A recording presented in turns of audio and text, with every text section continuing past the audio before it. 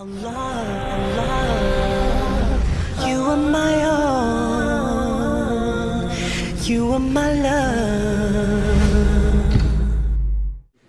They say a husband hit his wife. Now, nowadays, even if you don't, you look at her and she sues you, Why? Because he pulled his eyes. Oh. And the next thing they say, I was intimidated. So we need to be careful. So the husband was taken to the courts, and the judge says, why did you beat up your wife? So he looks at the judge, he says, Judge. The judge says, you cannot, it's impossible. Why did you lift a finger? And to be honest, before we go ahead, believe me, don't think that a husband has a green light to beat up his wife in Islam. Don't think that. Do not think that. May Allah protect us. You don't just engage in violence and create hooliganism out of Muslims. No. We should be the best to our spouses. If the hadith says, خَيْرُكُمْ خَيْرُكُمْ لِأَهْلِهِ, Muhammad ibn Abdullah sallallahu alayhi wa sallam says, the best from amongst you are those who are best to their spouses or their family members. I challenge you to live up to that. May Allah protect us. So this man says, Judge, my wife came in front of me with a big purse, this size. And she looked at me and smiled. And she opens the big purse. And from inside it, she took out another purse. And then she put the big one down. And then she opened the other one. And she smiled at me.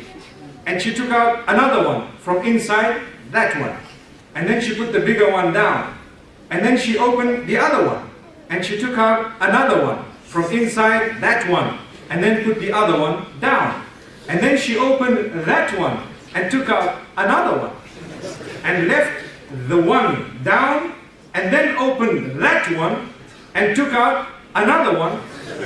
And then put the other one down. And then she had this little one which she opened and took out another one. And she put, so the judge says, get to the point! Get to the point!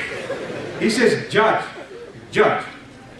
you are getting so angry when I'm telling you the story. Imagine I was right there. Allahu Akbar, Allahu Akbar. This is what I mean when I say we sometimes open purses in front of our brothers and sisters, intentionally irritating them.